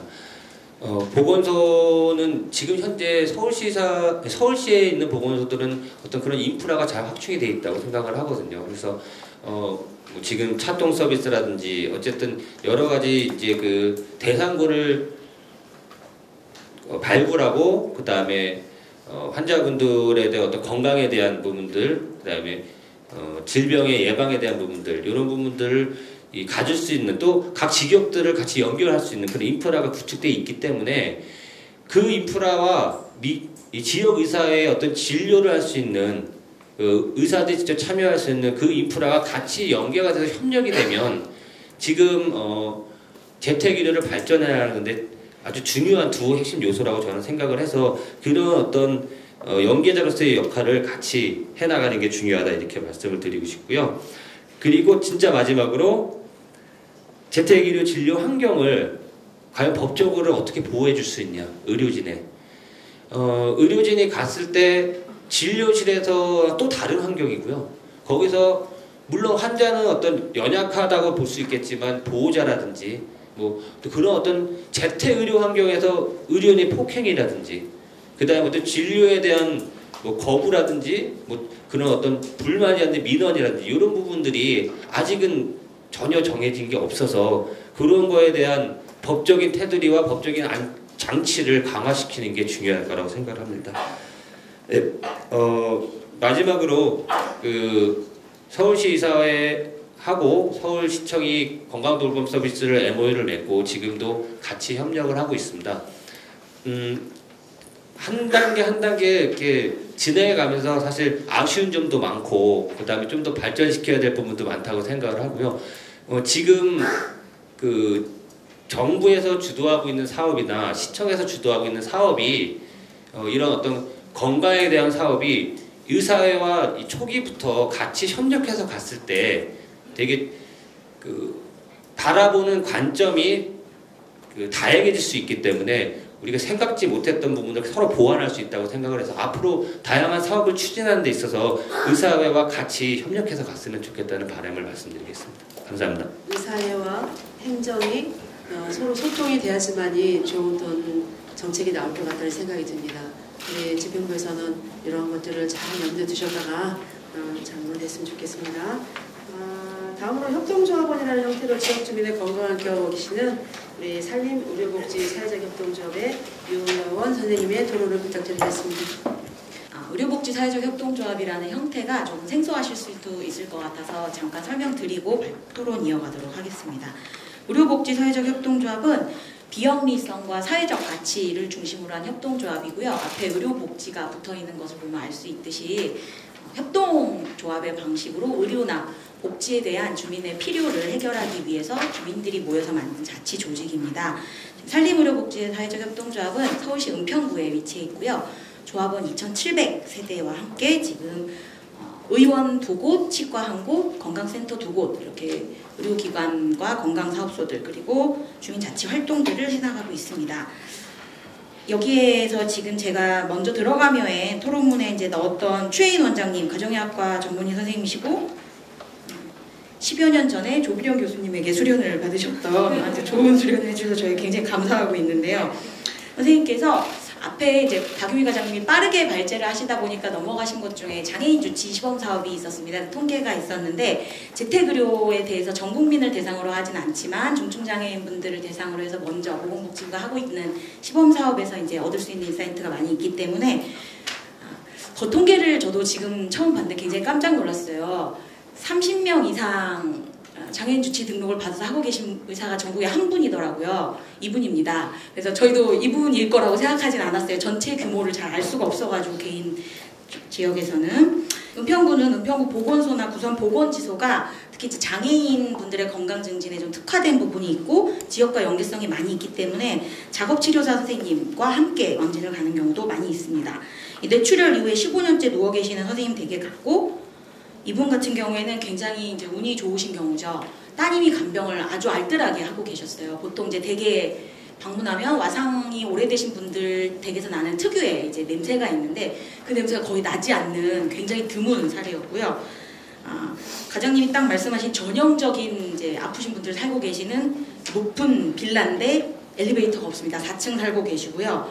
병원에 한번 가시려면 사설 구급대를 불러야 되는데 그 구급대가 내려주시고 다시 올려보냈는데 비용이 20만 원입니다. 그래서 병원비보다 이동에 대한 부분, 그러니까 회장님이 말씀하신 부분이 굉장히 많이 공감이 되고요. 잘 못 움직이시기 때문에 의료에 대한 요구가 절박하실 때도 잘 병원에 못 가실 가능성이 있고 이제 처음으로 방문하신 의사 선생님이기 때문에 혈압 검사하려고 체열 세트 갖고 가셨어요.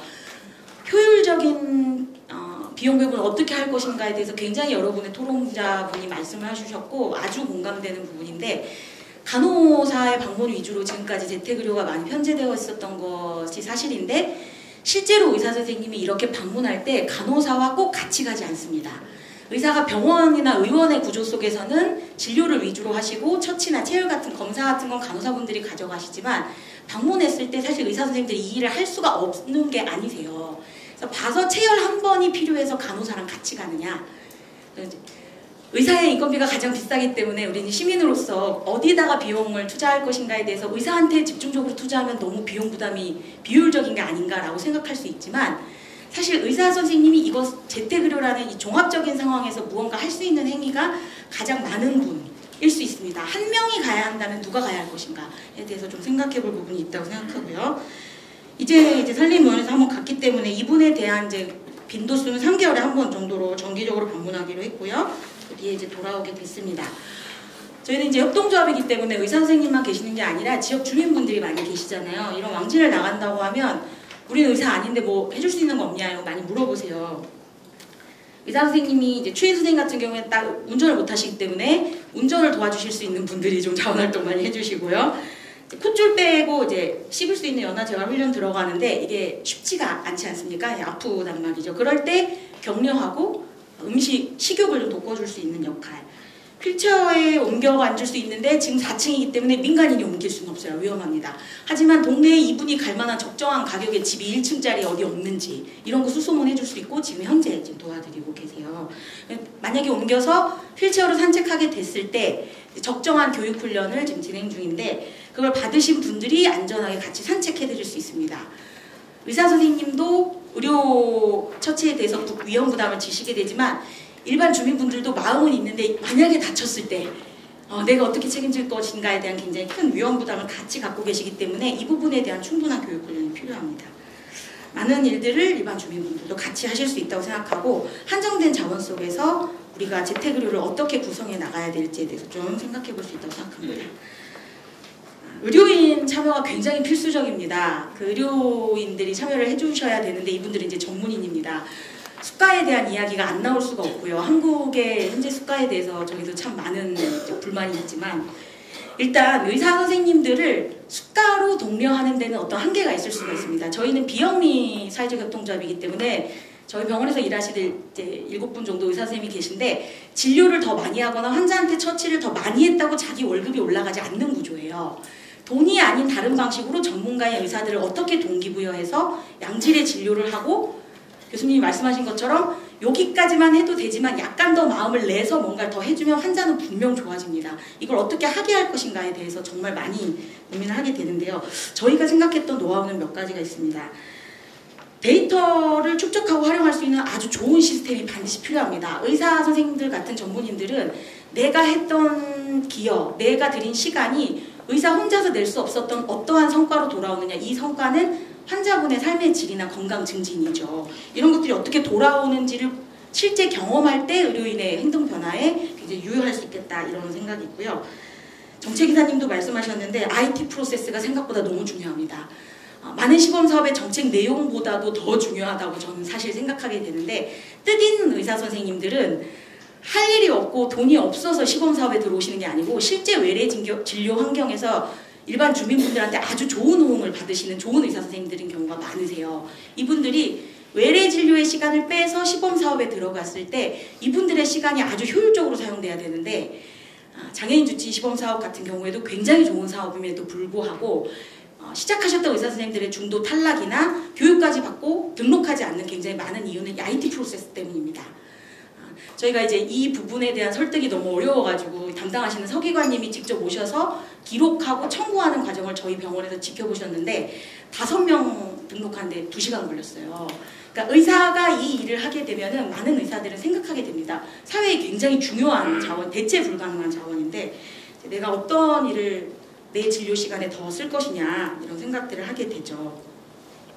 어떤 조직이 코디네이터가 될 것인가에 대해서도 사실 이제 많은 시범사업이나 서울시에서 선도적인 사업을 하기 전에 지역사회에 있는 의료기관들이 실제로 왕진이나 재택의료를 전혀 안 하고 계시냐고 하면 저는 그렇지 않다고 생각합니다.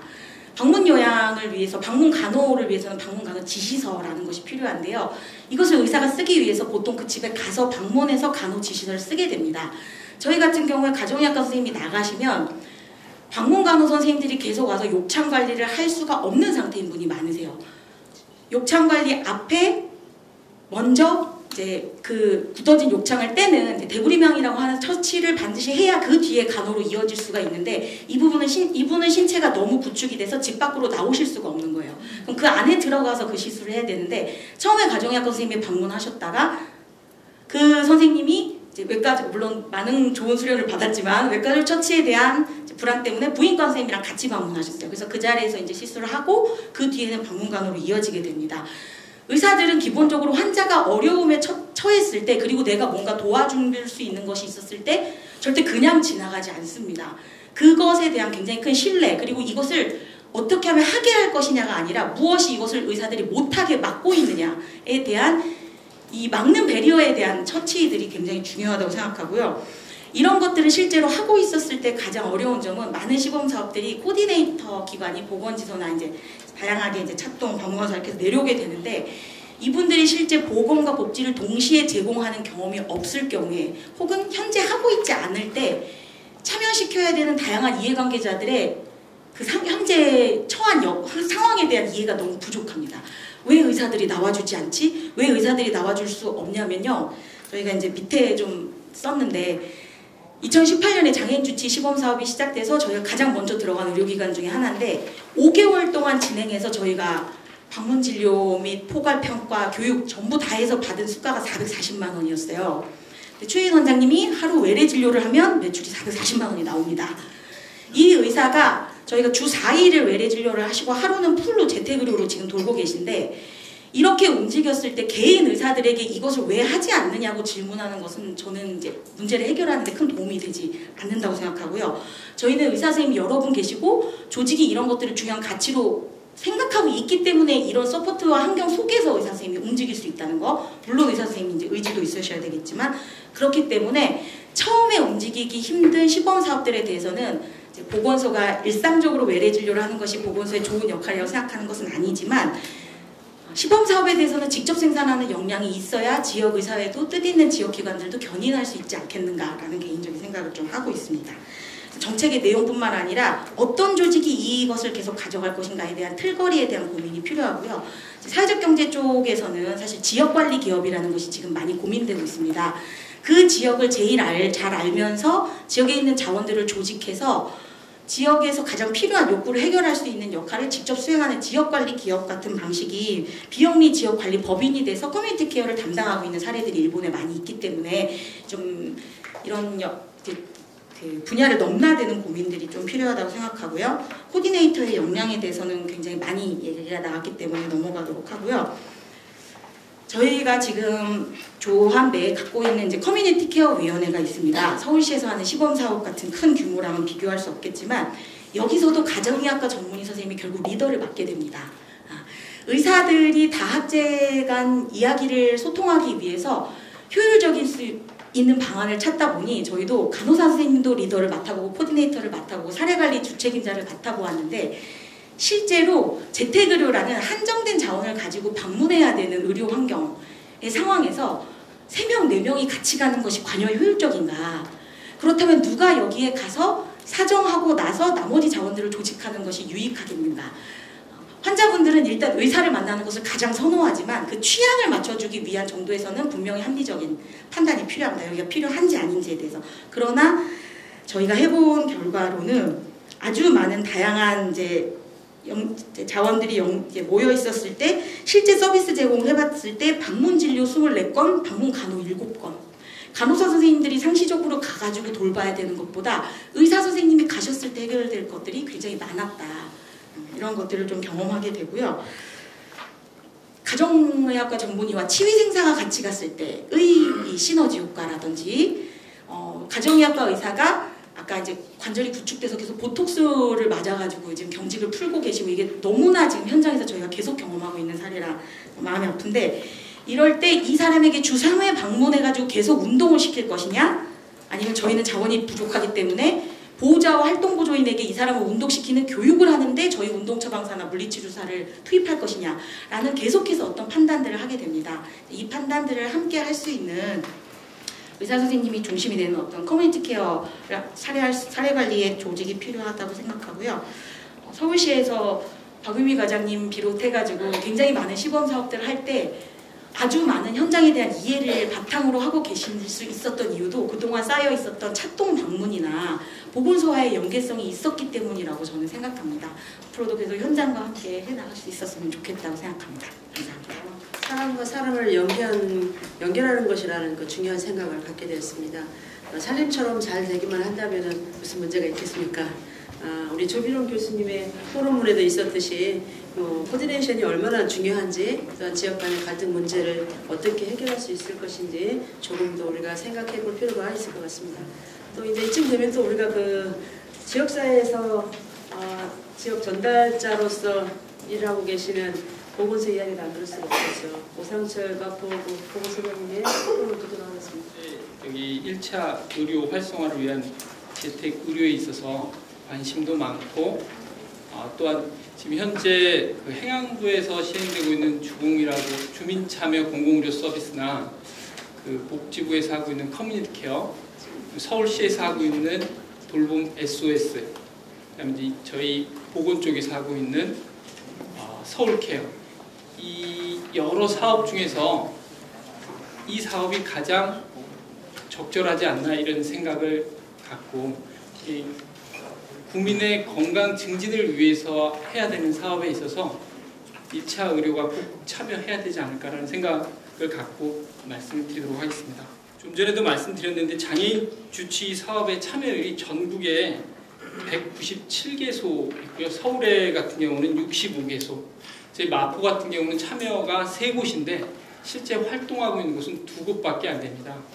그래서 이게 이제 외과적인 처치를 할 수 있는 그런 의원들의 참여를 어떻게 독려할 수 있는가가 가장 중요한 여건이고요. 그다음에 이제 그 참여할 때는 역시 마찬가지로 수가에 대한 문제도 비용이나 또는 물품 또는 재료에 대한 그러한 비용 문제를 꼭 같이 생각을 해야 될 것 같습니다. 현재 장기 요양 방문 서비스, 노인 장기 요양 보험 서비스가 있는데 그 서비스 할 때 인정조사는 건강보험공단에서 나가는데요.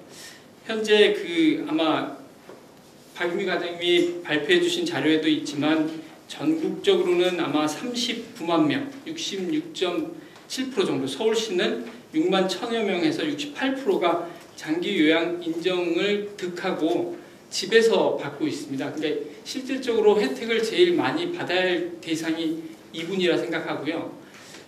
이 장기 요양 등급 판정할 때 공단에서 나가는 것보다는 의료인이 나가서 이 환자가 내과적인 처치가 필요하느냐, 외과적인 처치가 필요하느냐 먼저 스크리닝을 의료인이 한번 하는 게 좋지 않을까라는 생각을 해봅니다. 그 다음에 가정간호 같은 경우는 대학병원에서 입원 환자 중심으로 해서 아마 필요한 경우에 오더가 나가고 하고 있는데, 이것도 입원 환자뿐만 아니고 개업하다 보면 꼭 이 환자는 오기 너무 어렵거든요. 3층까지 제가 이제 한 곳이 3층 계단이어서 계단까지 올라오기 힘든 환자들은 굳이 올 필요 없는데, 이러한 걸 할 경우에 개인 의원에 있는 원장님들이 판단해서, 지금 현재는 가정간호 시스템은 퇴원할 때 병원에서 선생님이 필요하다고 한 경우에 아마 가정간호 서비스를 하게 돼 있는데, 개인 의원에서도 이거를 판정해서 주민들이나 국민들한테 도움을 줄 수 있는 방안이 마련됐으면 도움이 될 수 있을 것 같습니다. 가정형 호스피스 사업도 진행되고 있는데, 이쪽에 있어서는 호스피스는 치료뿐만 아니고 정서적인 거, 영적인 다양한 부류를 취급을 할 수 있는데, 이제 저희가 여기서 의료 쪽에서 하면 아무래도 호스피스인 경우에는 통증 관리가 제일 주가 될 것 같습니다.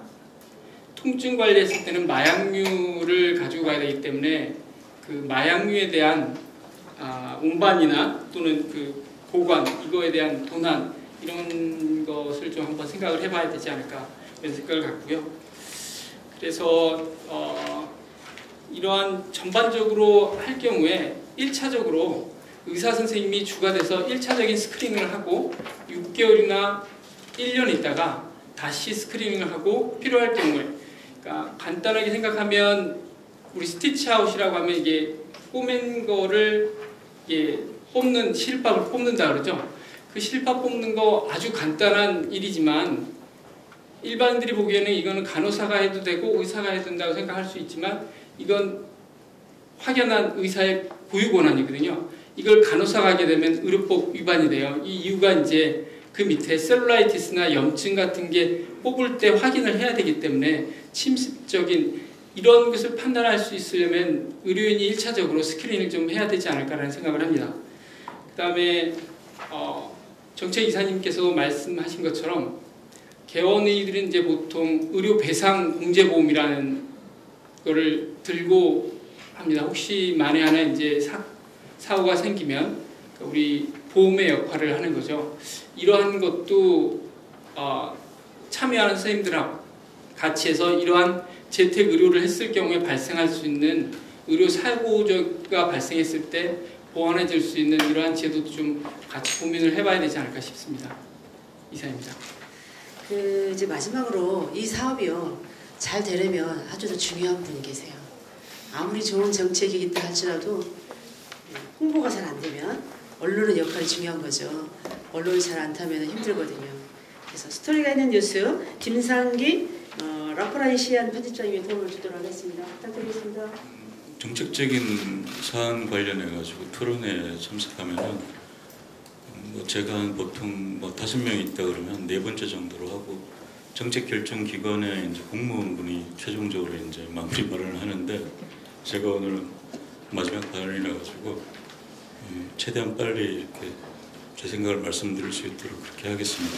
그래서 오늘 이제 발표도 잘 듣고 이제 이 사업을 추진하고 있는 이제 서울시의 어떤 정책 의도라든지 그런 부분들을 충분히 이해하겠는데, 근데 이제 이게 구체적으로 커뮤니티 케어에 관한 큰 틀에서의 어떤 그림에 관한 건지 아니면 1차 의료 활성화에 대한 부분이 포커싱이 맞춰져 있는 건지 아니면은 재택 의료에 포커싱을 완전히 맞춰가지고 그 부분에다가 이제 중요하게 어떤 정책적인 사업을 추진하기 위한 그런 논의를 하는 부분인지에 대해서 사실 정확하게 이제 그 부분을 좀 선뜻 이해하기가 쉽지는 않은데, 전반적으로 이제 오늘 발표해 주신 내용을 보면은 전체적으로 큰 그림은 지금 이제 정부에서 추진하고 있는 지역사회 통합 돌봄 그 커뮤니티 케어에 관한 내용인데, 그러면서 그 한 중요한 이제 그 실현하는 수단으로서 이제 재택 의료에 관한 이야기를 이제 시범사업 활성화하려고 하는 이제 그런 내용을 가지고 이제 전개를 시범사업을 이제 하려고 하면서 구체적인 사업 모델을 이제 갖추기 위해서 이제 논의를 시작한 것 같습니다.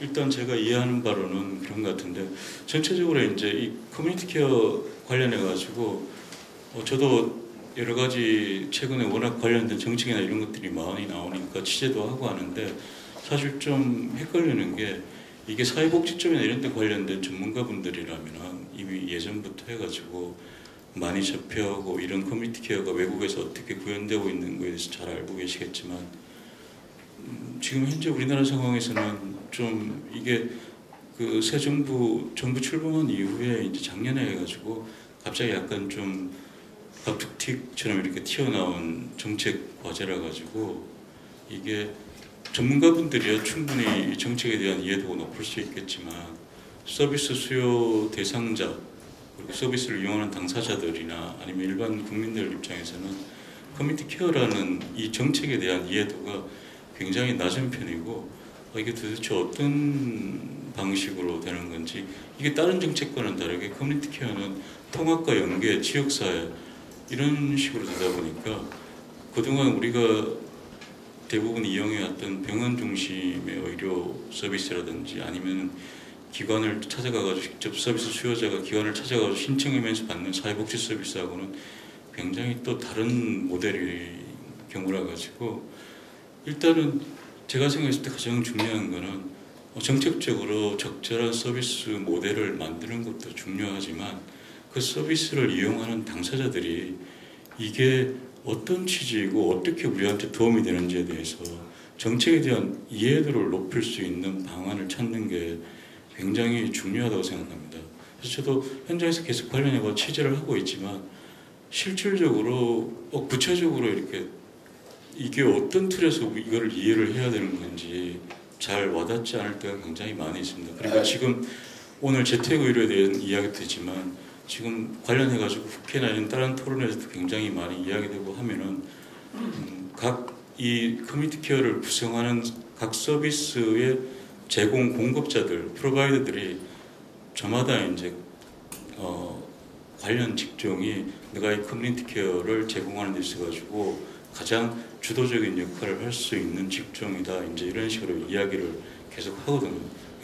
사실은 커뮤니티 케어는 분절되고 파편적인 사회복지 서비스를 하나로 연계하려고 하는 건데, 지금 논의되고 있는 것들은 각 전문 분야 직종에서 서로 이제 자기네 직종의 어떤 역할이 가장 중요하다고 이야기를 하고 있기 때문에 과연 그렇게 이야기되는 어떤 사회적인 논의가 앞으로 지금 우리가 추구하고 있는 커뮤니티 케어의 방향성과 맞는 건가, 이런 좀 문제 인식도 좀 갖게 되는 것 같습니다. 그래서 서울시에서 이번에 발표한 내용 자료를 보고했을 때 물론 재택의료에 관한 한정해가지고 하는 내용이긴 하지만 큰 방향성은 커뮤니티 케어에 맞춰져 있는 걸로 제가 이해하고 있는 관점에서 볼 때 그러면은 전반적으로 의료 의존도를 너무 높이는 어떤 그런 좀 방향성을 갖고 있는 게 아닌가. 커뮤니티 케어라는 게 병원 종교령이 아니라 지역사회 종교령으로 가려고 한다고 하면은 서비스 이용 대상자한테 그 기존의 병원 종교령에서처럼 너무 높은 의료 의존도를 갖추게끔 하는 그런 서비스 제공보다는 최소한의 어떤 의료, 최소한이라는 게 굳이 뭐 과소가 아니라 적절한 수준의 그런 의료 서비스를 제공하는 방식을 통해 가지고 가급적이면 의료 의존도를 좀 낮추고 의료적 기능이 아니라 이제 환자의 삶의 질에 맞춰 가지고 환자가 지역 사회에서 지속적으로 일상생활을 유지할 수 있도록 하는데 초점을 맞춰 가지고 재택 의료를 제공하는 그런 방식이었으면 하고 생각이 듭니다. 그리고 재택의료에서 제공하는 사실 기존의 재택의료라는 것들이 지금 방문진료라는 것들이 당뇨병이나 뭐 고혈압 같은 그 만성질환, 내과계 질환 쪽에 중심이었고 한 거였는데 이번에 이제 확장하려고 하는 게 외과계 관련된 이제 그 재택의료라고 하는 부분인데 그 당뇨나 이제 고혈압 같은 거하고 좀 다르게 외과계 쪽을 한다 그러면 정확하게 어떤 대상을 가지고 할 것인지 그리고 어떤 처치를 할 것인지에 대해서 이게 병원 환경에서 어떤 외과적인 처치라든지 이런 의료 서비스를 제공하는 거하고 가정이라는 한정된 병원에서 할 수 있는 뭐 검사라든지 장비 이런 것도 전혀 없는 상태에서 가정에서 제공할 수 있는 외과 처치라는 부분이 그런 한계가 있기 때문에 좀 명확하게 그 부분에 대해서 표준화된 진료 지침이라든지 이런 부분이 분명히 필요할 것 같습니다. 그리고 사실 또 커뮤니티 케어 관점에서 보면은 지금 그 외과계 처치가 됐던 재택의료의 서비스 대상자들을 볼 때 지금 기존의 급성기 병원이라든지 요양병원에서 이제 태어난 환자들 중에는 상당한 중증도를 가진 환자들이 많이 있는 상태인데 그런 환자들이 이제 급성기 질환 치료를 한 다음에 이제 만약에 어떤 재활 과정을 마치고 재택의료로 간다고 했을 때 거기에 대해서 의료적인 서비스뿐만 아니라 다른 사회복지 뭐 서비스를 충족할 수 있는 연계할 수 있는 그런 자원 어떤 시설이라든지 인력이 충분히 갖춰져 있는가 뭐 데이케어 센터라든지 이런 부분들이 있어가지고 그런 부분이 지금 굉장히 전국적으로도 부족한 상태이고 한데 그 부분이 같이 연계되지 않는다 그러면은 결국은 재택의료를 통해 가지고 의료 의존도가 높아지고 어떤 일상생활에서의 신체 기능 이런 것들이 떨어지고 하다 보면 다시 와상 상태에 빠져가지고 또 병원으로 입원할 수 있는 가능성이 굉장히 높기 때문에 재택의료 뭐 오늘 주제가 재택의료이기 때문에 거기에 대한 이야기가 하는 건 뭐 대부분의 이야기가 나오는 건 맞지만 그에 맞춰가지고 그 다른 사회복지 서비스 환자가 지역사회에서 일상생활을 유지할 수 있도록 도와주는 그런 사회복지 시설 인프라에 대한 확충 부분도 분명히 같이 가야 한다고 생각합니다. 그리고 마지막으로 드리고 싶은 말은 이 재택의료를 기반으로 한 커뮤니티 케어가 지금 현재 의료계가 안고 있는 의료진들 책이라든지 1차 의료 활성화 같은 그런 구조의 개선을 가지고 오고 이런 구조의 개선이 다시 의료인이라든지 의료기관 또 서비스를 공급받는 환자 시민들이 더 나은 그 환경에서 그런 서비스를 제공받을 수 있도록 하는 그런 선순환 구조를 만들 수 있도록 그런 부분들에 대해서 좀 정책적인 고민이 좀 많았으면 하는 바람입니다. 감사합니다. 이제 말씀하신 내용이 환자의 질이나 삶에 초점을 좀 맞춰주시고 또 무엇보다도 진료 지침이 정확하게 좀 지시했으면 좋겠다는 말씀을 주셨고요. 그 서비스 모델을 좀 해주셨으면 좋겠다 이런 말씀도 주셨습니다. 저 서비스 영역에 구애받지 않고 대상자에게 제공하기 위해서 필요될 서비스를 주선하고 협력하고 모니터링을 해서 모든 과정을 포괄적으로 시스템 관리하는데 중요하다는 말씀을 주신 것 같습니다. 이상으로 토론을 마치는데요.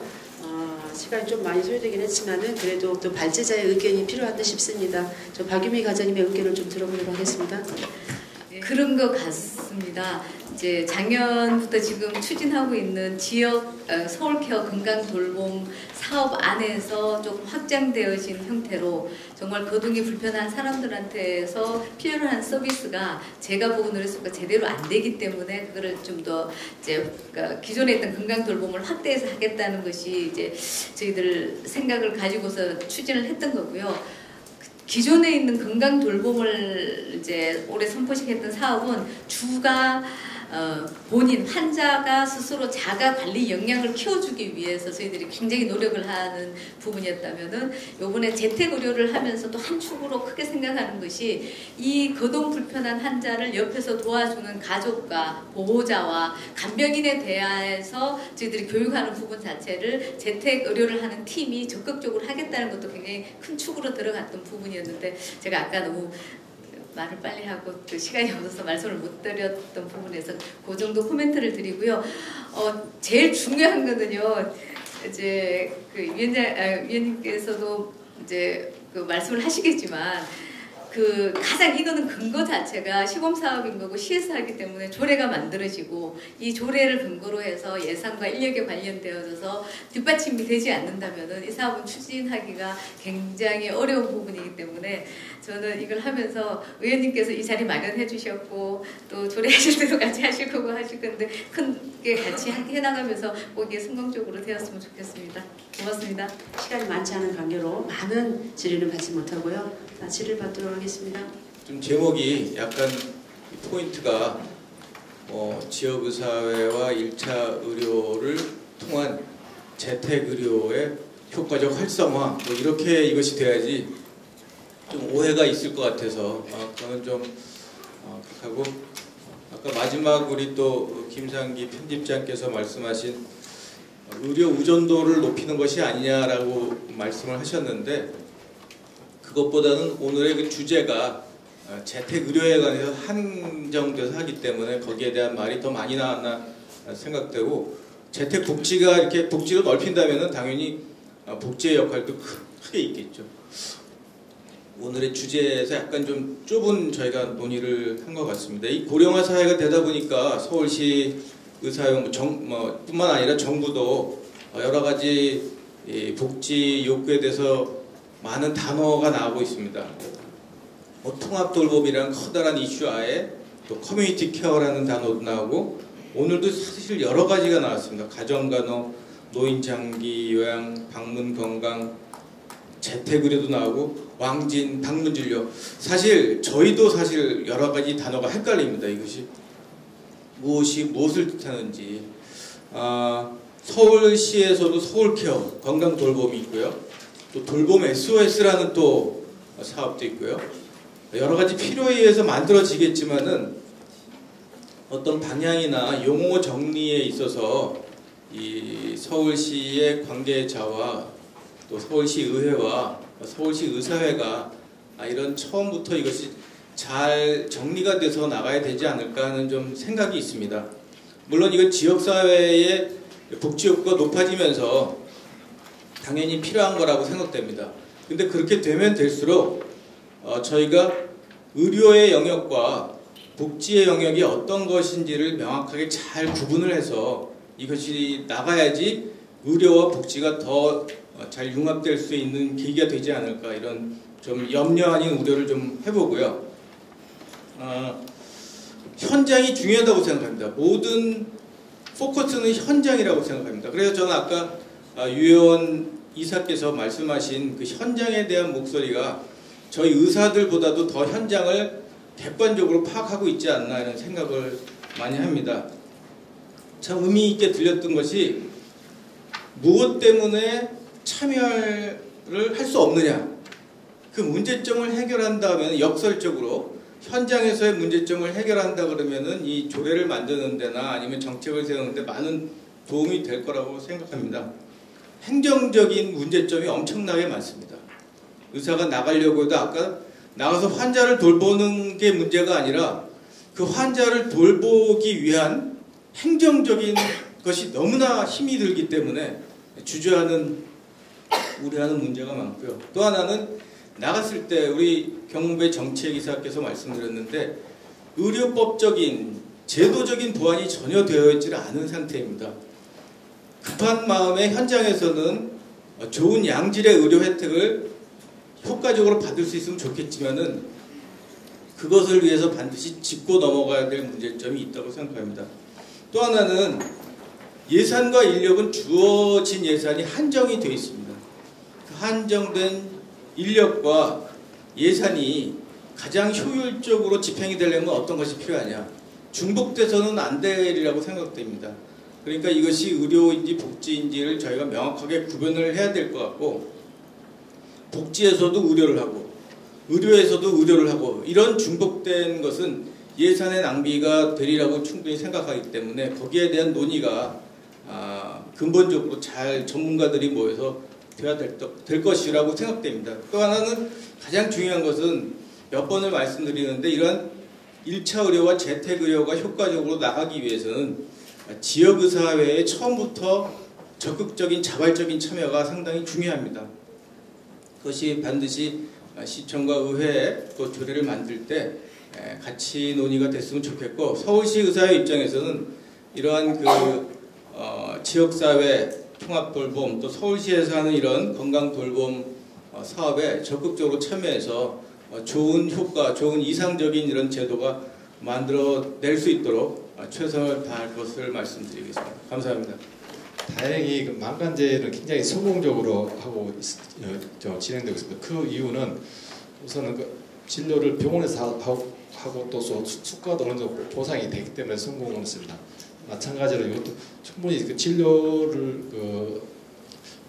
뭐 봉사의 마음으로 하는 그 순수한 뜻도 있겠지만은 그런 재정적인 뒷받침, 아까 말한 의료법 위반에 대한 것들, 또 어떤 의료 사고에 대한 것들, 그런 것들이 좀 충분히 뒷받침이 돼야 이것이 반드시 성공할 겁니다.